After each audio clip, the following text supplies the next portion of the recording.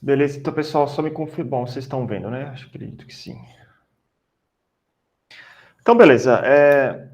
Vamos começar a aula dessa semana, então, mas eu quis trazer uma reflexão sobre justamente esse exercício da aula da semana 42, no qual eu dei lá como enunciado do exercício para pensar qual que era o melhor processo de fabricação para estar fabricando aquela carcaça do motor elétrico. E eu disse que a produção ela era alta, cerca de 5.000 peças por mês, se eu não me engano. Os 500 peças, não lembro, mas era uma produção bastante alta, então vocês tinham que ir lá olhar e pensar, talvez dar uma procurada na internet, em qual processo de fabricação que poderia ser utilizado para fabricar aquela peça. Infelizmente, muita gente errou. Ainda assim, vai ser contado como presença, lógico, né? Eu não estou contando aqui o acerto ou não acerto com a presença de vocês, lógico que não. Vocês fizeram atividade, quem fez tem a presença garantida. Mas eu trouxe aqui para a gente dar uma refletida sobre por que dessa alta taxa de erro que teve. Então, se a gente analisar uma carcaça de um motor desse daqui, inclusive eu achei uma reportagem num blog de mecânica, um blog de engenharia, na verdade, mas na parte da mecânica eles estavam justamente comentando sobre essa nova carcaça desses motores elétricos que eles estão sendo utilizados ultimamente. Então, motores elétricos com carcaça de alumínio são uma tendência. Por que a carcaça de alumínio é uma tendência? Antigamente a gente usava esses motores aqui fabricados em ferro fundido. Então, ou aço, alguma coisa nesse sentido. Então, um acabamento superficial externo feio e ainda precisava de um tipo de retrabalho. Mas, via de regra, essas peças elas são fundidas. Se a gente pensar num processo de usinagem, por exemplo, não faria sentido eu partir de um bloco inteiro, por exemplo, de alumínio e usar uma máquina para estar fazendo a usinagem dessas peças. Seria demoraria muito tempo para eu estar fabricando imagina usinar cada um desses sulcos aqui, isso ia levar um tempo extremamente alto. E fora que se eu tivesse, né, se fosse uma peça totalmente maciça, eu teria uma perda de material extremamente elevado aqui. Mesmo sem ser uma peça totalmente maciça, se fosse um tubo de alumínio, vamos dizer assim, com uma parede espessa, sei lá, 2 polegadas de espessura, e a gente começasse a usinar, o desperdício de material que eu teria na usinagem dessa peça ia ser astronômico. Então, não faz sentido eu fazer essa peça por usinagem. E por conformação mecânica, eu não conseguiria, eu não consigo pensar em nenhum processo de conformação mecânica que me levaria a partir de uma chapa metálica conformar um tubo desse para colocar as partes internas de um motor elétrico e fazer a parte externa com esses detalhes que essa peça aqui possui. É claro que isso daqui talvez, eu não tenho certeza, mas isso aqui muito provável seja uma peça de plástico, onde fique lá o starter do motor, ou tem os pezinhos aqui, que não tenho certeza se é fundido na carcaça ou se é parafusada depois. A parte aqui da frente ela é parafusada, tal. Tem uma parte externa aqui também, mas via de regra a gente está analisando essa carcaça como um todo. E essa reportagem nos fala um pouco sobre isso. Então, por quê? Então, já utilizado em motores mais compactos, quais são esses motores mais compactos? Motores menores. E não só motores menores, como eu discuti aqui em sala de aula, que inclusive motores de máquina de corta-grama são feitos em moldes de alumínio injetado também. Então, é uma tendência para esses propulsores elétricos em equipamentos diversos, na sua utilização, então, do alumínio na carcaça e tampa de motor, então essas tampas também é de alumínio, proporciona vários diferenciais técnicos, além de ser muito mais leve, dissipar mais calor, de ser mais bonito, por ter um acabamento superficial superior. Explica aqui uma pessoa diretora de uma empresa dessas, né, uma empresa diretora da Hércules Motores Elétricos aqui. Então, esse tipo de material está sendo mais utilizado. E qual é o processo de fabricação lá mesmo que é utilizado? Vocês não necessariamente precisavam me explicar que era o processo de fundição por alumínio injetado. A gente não entrou a fundo no processo de fundição por alumínio injetado, mas o processo de fundição por molde permanente, sim. Então, era mais ou menos nesse sentido que eu estava querendo que vocês apresentassem uma resposta para mim. E por que também não é feito por cera perdida esse daqui? Porque é uma peça muito grande. Então, a cera perdida é quando a gente está trabalhando com peças pequenas que requerem uma riqueza de detalhe superficial extremamente elevado. Não é esse caso. O detalhe superficial de uma peça dessa aqui tem que ser bom? Sim, tem que ser bom, mas não necessário para ter assim, uma coisa tão absurda que justificaria um investimento em molde de cera perdida, que é um processo que requer muitas etapas. Então, eu não consigo ter uma vazão de produção muito alta também, apesar de que eu consigo fazer aquelas árvores com diversas peças, mas são muitas peças pequenas.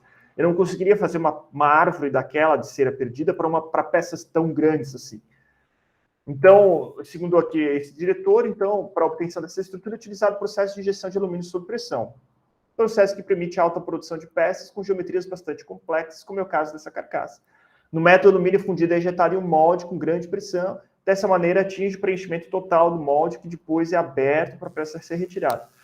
Ah, professor, mas tu não falou tanto assim do molde injetado por alumínio por pressão. Não a fundo, mas a gente viu o molde permanente, no qual esse daqui é um processo de injeção de alumínio sob pressão.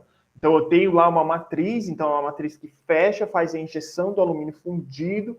Eu devo ter comentado isso. Passa depois, geralmente, água fria para refrigerar esse molde, resfriar esse alumínio e desmoldar isso de forma rápida. Então, eu consigo uma boa, um bom acabamento superficial, consigo uma alta produtividade, consigo um produto que é bastante leve também. Talvez dê para fazer não sob pressão, eu também posso fazer talvez com molde permanente lá com uma coquilha, isso aqui não deixa de ser também uma coquilha, né? Mas com uma coquilha por gravidade também, aí eu uso maçalotes para não ter problemas de rechupe e tudo mais, talvez dê para fazer isso também. Mas a resposta era mais nesse sentido, é um processo de fundição, e como é que eu garanto uma boa qualidade superficial do processo de fundição, garantindo uma alta produtividade de peças maiores? Vou utilizar um molde permanente, um molde por coquilha, alguma coisa nesse sentido. Beleza, pessoal? Ficou mais alguma dúvida? Deu para vocês entenderem mais ou menos?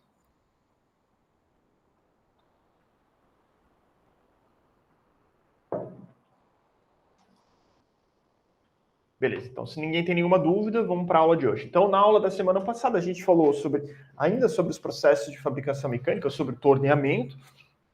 Essa aula a gente vai falar sobre outro processo também nessa linha de usinagem. Ah, professor, por que a gente está entrando mais a fundo na usinagem? Porque a nossa disciplina é a disciplina de CNC. Quando a gente fala de CNC, geralmente a gente está falando ou de torneamento ou de fresamento, que é o que a gente vai ver hoje. Então, a gente ainda está vendo as máquinas mecânicas para fazer esse processo de usinagem.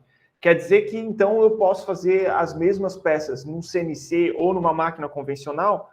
Via de regra, sim. A gente vai ver ao longo da disciplina que hoje os CNCs eles expandiram muito e existem máquinas que conseguem fazer geometrias muito mais complexas. Porém, são máquinas muito, mas muito caras. Então, são poucas indústrias que conseguem adquirir tais equipamentos. É por isso que o fresamento e o torneamento tradicional ainda são amplamente utilizados nas indústrias, principalmente aqui no Brasil, né, onde a gente tem um poder aquisitivo das próprias indústrias inferior. As máquinas, elas são importadas tem a ver com o dólar está extremamente caro. Então, tudo isso influencia o nosso parque fabril e o nosso próprio processo de industrialização do nosso país. Se a gente não consegue importar ou não consegue estar fabricando equipamentos de qualidade, a gente não vai conseguir ter competitividade na nossa indústria nacional frente ao mundo como um todo. Mas vamos ver como é que é o processo de fresamento, então. Ainda trazendo lá das nossas normas técnicas, então a gente ainda está falando ali dos nossos processos secundários da usinagem, né? A gente vai continuar sempre falando nessa disciplina mais a fundo do processo de usinagem. Então a gente tem diversos processos, como a gente falou, e a usinagem aqui sendo o terceiro, né? Nas formas aqui secundárias, em qual a nossa peça lá foi fabricada e precisa passar por um acabamento superficial, ou acabamento geométrico, ou de precisão, ou de aplicação, no qual a gente vai estar usinando esse material. Então, a gente falou sobre essa norma, o que é a usinagem. Então, ter uma aplicação a todos os processos de fabricação onde ocorre remoção de material sob forma de cavaco. Então, tem que remover material e esse material tem que sair na forma de cavaco. Se sair de uma outra forma, esse material, um processo de conformação no qual o material é comprimido e eu tenho lá uma perda de massa, talvez, tal, consigo... Enfim, não é um processo de usinagem. O processo de usinagem tem que ter esses dois pontos, né? São operações que vão conferir, então, a peça formada de dimensões ou acabamento, ou ainda qualquer combinação desses três, através da remoção do material sob forma de cavaco. Então, o princípio do material de remoção é a interferência da ferramenta e da peça, a gente já falou sobre isso. A ferramenta é constituída de um material de dureza e resistência muito superior ao material da peça. Então, aqui num processo de torneamento, né, no qual aqui eu tenho uma peça cilíndrica, eu tenho lá, a gente falou sobre isso bastante na última aula, Então, a saída de material por forma de cavaco, e aqui eu tenho minha ferramenta, que ela é mais dura do que a minha peça, justamente para eu estar arrancando esse material. Cavaco, então, é essa porção do material retirada e ele caracteriza por apresentar forma irregular. Então, aqui tem aquele cavaco com forma de vírgula, que a gente falou, que é aquele cavaco da forma contínua. Então, o meu processo de usinagem vai gerar cavaco. Geralmente, a gente fala de cavaco mais quando a gente está falando do torno, a gente entra mais a fundo, como foi que a gente entrou na última aula. Quando a gente está falando do fresamento, já muda um pouco, porque a fresa ela tem a tendência de arrancar esse tipo de cavaco aqui, porque a usinagem acontece na fresa de forma descontínua. Ah, professor, o que significa isso? Torno, quando tu aproxima a ferramenta e começa a usinar aqui, toda essa parte aqui que vai ser usinada vai ser começado a usinar quando a ferramenta encostar e não vai parar mais de usinar até tu tirar essa ferramenta dali. Então é uma usinagem contínua. A fresa não. Na fresa, a minha peça está parada e a minha ferramenta de usinagem está se movimentando sobre essa peça. Então, são ou uma fresa, né, uma ferramenta dessa daqui, a gente vai ver em detalhes nessa aula, ou várias dessas. E ela arranca um pedacinho só de material, não é uma coisa contínua. Até tem uns processos especiais, mas aí a gente já está falando mais de processos de plana, onde a gente consegue tirar um cavaco mais longo. Mas, via de regra, no processo de fresamento, a gente vai tirar pequenas lascas de material. Vamos entender, então, como funciona o processo de fresamento. Então, a fresadora é uma máquina-ferramenta que de movimento contínuo que realiza a usinagem de material por meio de uma ferramenta de corte chamada fresa. Então, fresa é o nome da minha ferramenta utilizada na fresadora. Permite realizar operações de fresagem de superfícies planas, côncavas, convexas e combinadas e diversos outros parâmetros. Então, num torno CNC, numa fresa CNC com mais eixos, eu consigo fazer peças de complexidades muito maiores. Então, aqui tem um exemplo de uma fresadora clássica. No Instituto, provavelmente lá no laboratório de mecânica, deve ter uma fresa dessa. Eu não conheço pessoalmente o laboratório, então não posso dizer a fundo mais detalhes. Mas como funciona? Eu tenho aqui um motor elétrico que vai girar aqui a minha ferramenta. A minha fresa fica presa nesse eixo aqui. E a minha peça vai ficar presa nessa bancada aqui em cima. Então, eu vou colocar uma morsa aqui no qual eu vou fazer vou prender a minha peça. Essa alavanca aqui vai mover essa mesa para cima e para baixo. Essa alavanca aqui vai mover a minha mesa para a esquerda ou para a direita. E essa alavanca aqui, eu consigo estar mexendo a minha fresa... desculpa, essa daqui vai mover para frente e para trás. Eu consigo lá fazer alguns ajustes finos aqui em cima e tal. E vocês notem que uma fresadora já tem, né, uma máquina, vamos dizer, um pouco mais recente que um torno. Então, ela já tem algumas coisas a mais elétricas que já vêm sendo utilizadas nela há mais tempo. Então, essa sendo uma fresa convencional. Então, o operador fica parado aqui na frente da fresa e ele vai estar, então, mexendo a fresa e a minha peça vai estar presa numa morsa, a minha ferramenta vai girar sobre aquela peça e vai fazer a usinagem dela. É legal que mesmo uma fresadora mecânica, ela tem avanços controlados. Então, eu consigo, ao invés de eu ficar girando essas manivelas aqui para estar fazendo o avanço e recuo da minha peça, eu aperto um botão e ela avança sozinha. Ah, professora, quer dizer então que é CNC isso? Não, não é CNC, é só um avanço automático. Ainda assim, ela não consegue, esse tipo de fresa, esse exemplo aqui de fresa, não consegue fazer perfis que eu coloco na máquina por um comando numérico, que é o caso da fresadora CNC, que a gente vai ver mais para frente. E além disso, eu consigo estar inclinando esse cabeçote aqui, né, para cá e para cá, eu consigo girar ele aqui também, por volta desse fuso aqui. Então, é uma máquina bem completa. Mas a principal diferença entre uma fresa e um torno no torno, a peça gira e a ferramenta translada ao redor da peça que está girando. Na fresadora é o contrário, a minha peça está parada e a minha ferramenta está girando e transladando ao redor da peça. Ah, professor, é importante saber essa dúvida? Vai cair em prova? Com certeza vai ter uma pergunta dessa em prova, para a gente saber diferenciar o aspecto principal desses dois processos. Beleza, gente? Dúvidas? Professor, diga. Inclina em relação à peça, para fazer um ângulo da ferramenta para a peça. a fresa, a ferramenta gira em relação à peça que está parada, né? Então a ferramenta vai transladar ao redor da peça. Então, Não, sim, sim. Eu falo se eu quiser fazer, por exemplo, ele fala bem que vai tirando, né, por cima ali, vai fazendo o cavaco. Se eu consigo fazer isso inclinado, a peça em relação à mesa, que eu tô vendo a mesa, ela sobe e desce, ela não sobe com um ângulo de um lado pro outro, não. não, a mesa eu não consigo inclinar. E o que eu vou inclinar? O cabeçote. Ah, tá. Entendeu? Aí eu posso girar ele e tal, inclinando o meu cabeçote, mas a minha peça está parada. É claro que existem fresadoras que eu consigo mexer na mesa de outras formas, mas essa aqui é a fresadora mais tradicional. Mas daí eu vou inclinar meu cabeçote para fazer alguma coisa mais inclinada, né? Beleza, gente? Mais dúvidas?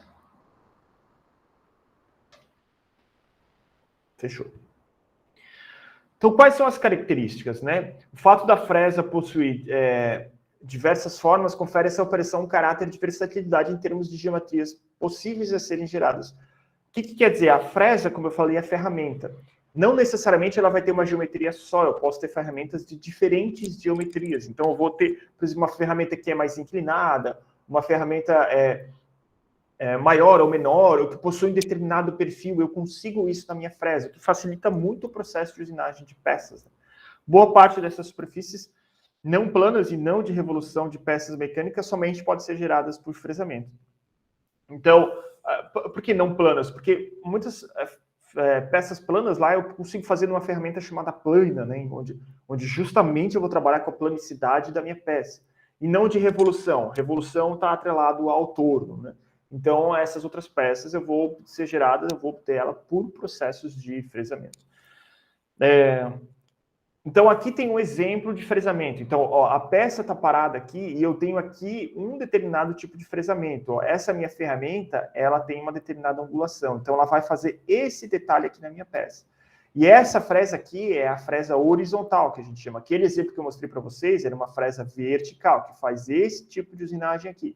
Aqui eu posso ter também uma fresa chamada horizontal, como a gente vai ver na aula de hoje. Onde aqui eu tenho o meu eixo, esse eixo está girando, aqui eu tenho a minha ferramenta e ela está usinando a minha peça. Aqui tem outro exemplo de usinagem, aqui mais um, então posso fazer usinagem de engrenagens, por exemplo. Então, notem, a minha ferramenta tem o meu perfil do meu dente da minha engrenagem. Então, vou deixar a minha engrenagem parada e vou estar girando a minha ferramenta em cima da engrenagem para estar usinando ela. Aqui, peças inclinadas, fresas inclinadas, como eu falei. Então, eu posso fazer esse tipo de entalhe aqui, utilizando uma fresa. Então, eu entro com uma ferramenta aqui e depois vou usinando aqui nessa lateral. Aqui também uma outra fresa que tem uma geometria qualquer. E aqui, se eu quiser fazer, então, eu posso obter peças planas também na minha fresa, né? Contanto que eu use uma ferramenta desse tipo aqui, que ela está rotacionando aqui, eu vou lá, vou usinando, vou retirando esse parte aqui do material aqui em cima.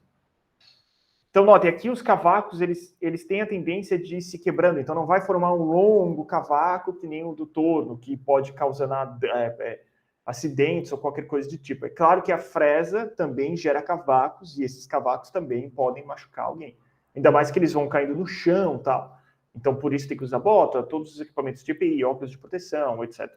Mas os cavacos têm a tendência de quebrar mais no processo de frisamento.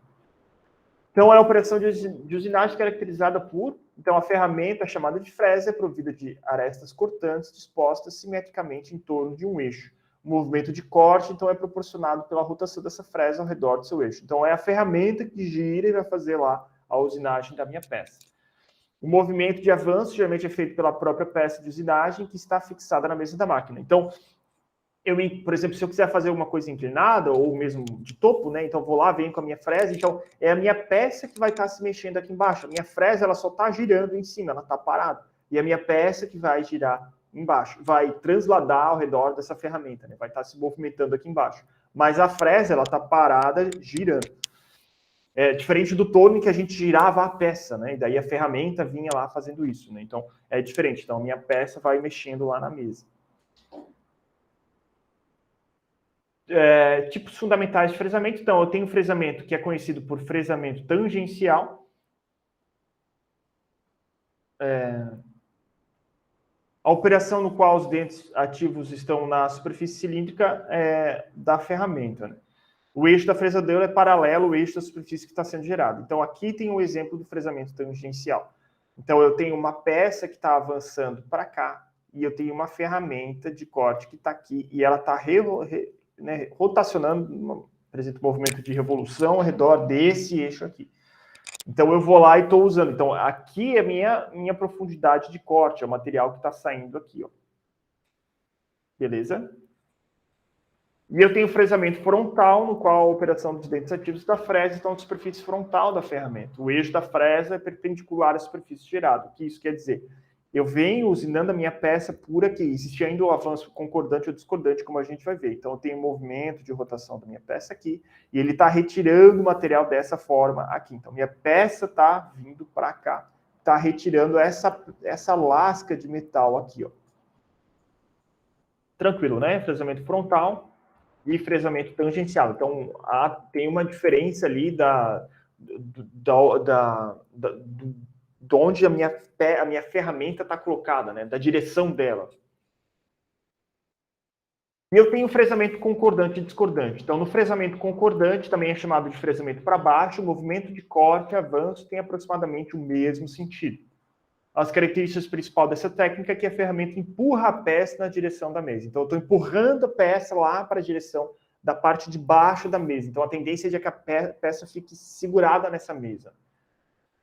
E pode gerar só avancos e vibrações que possibilitam a aplicação no caso de folgas no fuso da máquina.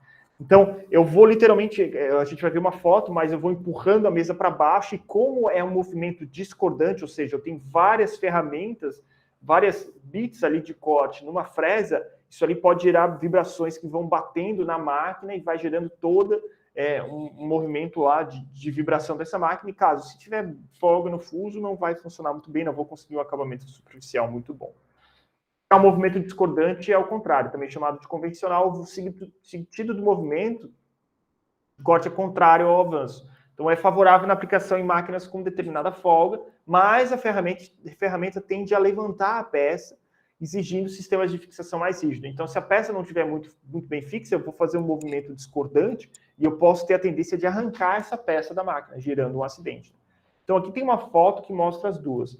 O movimento concordante é esse aqui, no qual a fresa está girando para baixo. Ó, e notem, a fresa ela tem vários dentes aqui, ó. Cada um desses dentes vai arrancar um pouco de material cada vez que ele passa para cá. Então, a minha força de usinagem está para baixo. Então, a minha tendência é empurrar essa minha peça para... Aqui está a mesa da máquina, para baixo da mesa. Então, se eu tiver folga, essas batidas desses dentes vão causar essa vibração na máquina, né? Porque, literalmente, um dente cortou e depois o outro dente vem cortando. Já no movimento discordante, a minha força ela está para cima aqui. Então, eu estou arrancando o material com a minha peça girando aqui nesse sentido. A minha ferramenta está girando para cá. Eu vou começar a arrancar material de baixo para cima. Então, é por isso que eu vou ter a tendência de arrancar a minha peça da minha mesa. Então, por isso ela tem que estar muito bem presa. Beleza, gente? Alguém tem dúvida? Tá claro isso para todo mundo?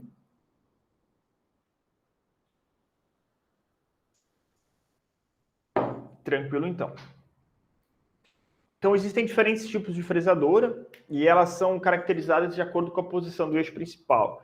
E elas podem ser horizontal, vertical e mista. A gente vai ver aqui horizontal e vertical, que é mais tradicionalmente que a gente utiliza. E claro que existem outros tipos de fresadora, universal. Ao longo do tempo, tem ferramentas muito mais específicas para determinados processos de fabricação. Então, por exemplo, uma fresadora só para engrenagens. Então, uma fresadora especial que vai ter determinados movimentos que são interessantes ao processo de usinagem de engrenagens, por exemplo. Mas aqui a gente está falando nos processos mais aplicados e mais utilizados na indústria. Quer dizer que numa fresadora tradicional eu não posso fazer uma engrenagem? Não, eu até posso, mas talvez não uma engrenagem mais especial ou algo nesse sentido. Então, a fresadora horizontal, o eixo árvore vai ocupar a posição horizontal paralela à superfície da mesa da máquina. A peça é presa em um divisor ou em uma morsa, então podendo ser deslocada em qualquer eixo horizontal, X e Z, né? Então, aqui tem um exemplo de uma fresadora horizontal. Então, essa fresadora aqui é só horizontal. Então, diferente das que eu mostrei antes, que é a vertical, que a gente vai ver em seguida, no qual o meu motor está aqui em cima e minha fresa está aqui. Essa daqui, o meu motor está nessa parte aqui da minha fresa, da minha fresadora. E eu tenho esse eixo aqui que vai estar segurando as minhas fresas, as minhas ferramentas. E aqui está a minha mesa. Então, eu vou fazer o deslocamento dessa mesa aqui para trás e eu vou estar usinando e retirando o material aqui dessa parte, por exemplo, de cima dessa peça aqui. Então, se a minha fresa aqui tiver um determinado perfil, vai gerar um perfil nessa minha peça aqui. Beleza? Fresadora vertical, então, é aquela que a gente estava vendo antes, né? O eixo A ocupa a posição vertical perpendicular à superfície da mesa da máquina. Então, ela é perpendicular. A peça pode se deslocar nas coordenadas X e ou Y em relação à ferramenta. E sua fixação também pode ser através de um divisor ou de uma morsa, né? Usualmente se utiliza morsa. É utilizado então na usinagem de peças de grandes dimensões. Isso aqui dando um aspecto geral disso. Então, de novo, aqui a gente tem lá a nossa mesa, que a gente prende a peça aqui, então a gente vai colocar uma determinada morsa aqui, vai prender a minha peça aqui. Então, aqui vai vir a minha fresa, aqui vai vir a minha ferramenta, e vai usinar a minha peça aqui em cima. Notem, aqui dá para ver aqueles mesmos, que tem as manivelas lá, igual daquela fresadora anterior. Né? De novo, eu tenho aqui um certo controle, no qual eu consigo automatizar o avanço dessa peça aqui. Né? Então, tanto para a esquerda, para a direita, quanto para cima, quanto para baixo, quanto para frente, quanto para trás. Aqui onde encaixa aquela ferramenta maior para levantar e baixar essa mesa aqui. Então, notem, ainda não é CNC, mas já é uma máquina que eu possuo, que eu tenho lá um processo de usinagem um pouquinho mais automatizado, com avanço e recuo tal automático. A fresa, então, por sua vez, são as ferramentas rotativas para a usinagem dos materiais, possui uma série de dentes e gumes, geralmente dispostos simetricamente em torno de um determinado eixo. Esses dentes e gumes vão remover o material da peça bruta de modo intermitente. Então, como eu falei, ele é intermitente. É uma ferramenta daquela, é um dentinho daquele que bate de cada vez lá e vai tirando um pouquinho de material e vai gerando esses cavacos menores. Então, aqui tem um exemplo com alguns ângulos então, da minha fresa. Então, notem, isso aqui são os dentes. Ó, isso aqui é a minha ferramenta. Vai estar retirando o material em cada uma das passagens. Então, minha peça, por exemplo, está aqui, ó. E esse dente vem batendo aqui, arrancando um pedaço desse material aqui. Então, para cortar o material, os dentes da fresa têm formas de cunha que apresentam alguns ângulos aqui. Então, um ângulo de saída, ângulo de cunha, ângulo de folga. A gente não vai entrar em detalhes aqui nesses ângulos, porque acaba não sendo tão interessante aqui para o nosso curso. Mas, enfim, é só para a gente entender que também, assim como o torno, existem diversos ângulos que são interessantes às ferramentas de corte no fresamento. E velocidade de corte. Então, vamos dar uma olhada como é que a gente consegue ajustar, como é que a gente consegue calcular a velocidade de corte, a velocidade de usinagem de uma máquina dessas. Existem várias formas de se fazer isso, mas velocidade de corte é dado por velocidade de corte, então, que é o VC, é o N, que é rotação, em RPM, o diâmetro da ferramenta em milímetros, dividido por 1000. Então, é só N vezes π vezes D dividido por 1000. E aqui, um exemplo, então, por exemplo, se eu tiver um diâmetro menor aqui, ou se eu tiver um diâmetro maior aqui, isso vai mudar os meus parâmetros da minha máquina. Porque eu tenho aqui o meu eixo que está rotacionando, e eu tenho uma velocidade aqui, e uma velocidade aqui, que é a velocidade de corte aqui. Então, essas velocidades de corte estão relacionadas com o meu diâmetro da minha peça. Quanto maior o diâmetro da minha peça, minha velocidade de corte pode ser maior ou pode ser menor, vai mudar como o meu sistema funciona. É igual uma roda de bicicleta. Uma roda de bicicleta maior ou menor vai mudar a relação de quando a gente está pedalando para a bicicleta andar mais rápido ou mais devagar. Ou mesmo as engrenagens da bicicleta. Funciona da mesma forma numa máquina desse tipo. Então, ó, aqui são os diferentes dentes. Ó, é só uma representação isso aqui, né? Que estão lá e estão retirando o material em cada uma das passadas. Então, cada dente vai tirar um pedacinho lá do material. Vamos ver, então, como é que a gente faz esse tipo de cálculo. A gente utiliza catálogos para estar selecionando a melhor velocidade de corte para a usinagem de material. Então, por exemplo, esse catálogo aqui, de materiais de difícil usinabilidade, tem algumas condições de corte aqui recomendadas. Por exemplo, o material. Se o meu material for feito de aço liga-carbono, com uma dureza Brinell, menor que 180, e eu utilizar uma ferramenta de corte, então aqui está a ferramenta de corte, da classe UTI 20T, minha velocidade de corte ela é de 125 metros por minuto, a velocidade de corte ideal. Entre 100 e 150 ali pode ter uma variação. O avanço por dente, pode falar, alguém abriu, né? Pessoal, alguém abriu o microfone?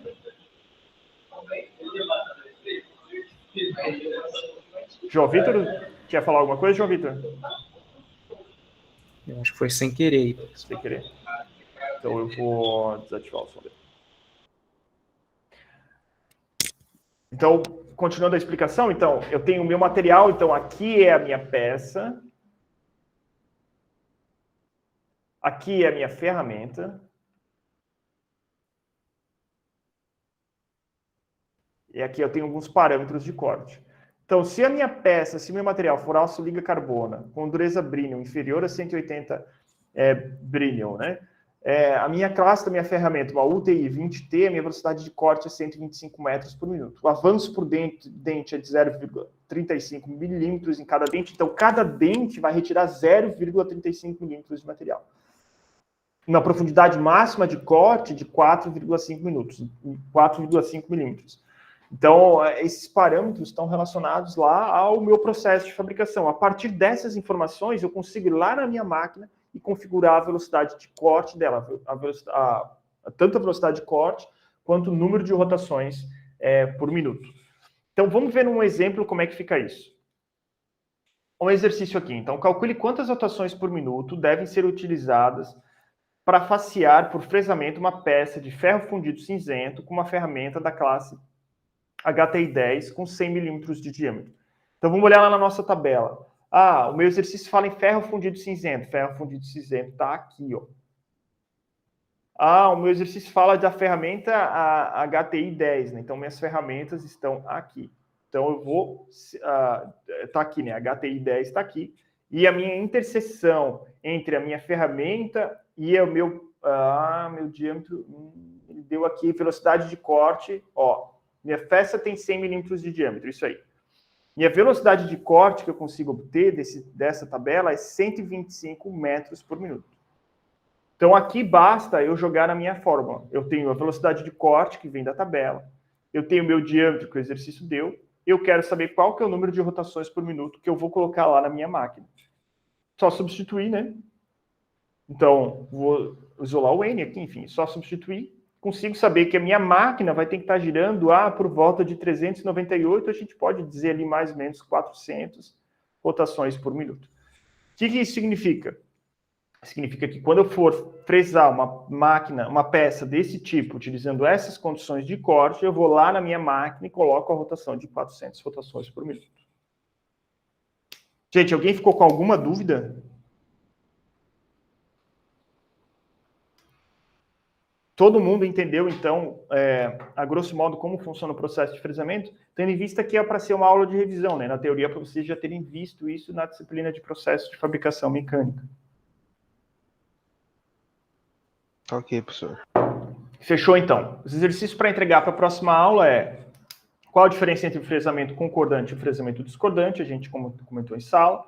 Calcule quantas rotações por minuto devem ser utilizadas para facear por fresamento uma peça de aço inox com uma ferramenta da classe UTI 20T com 50 milímetros de diâmetro. Então, simples, só olhar ali o exemplo, olhar na tabela, é igual.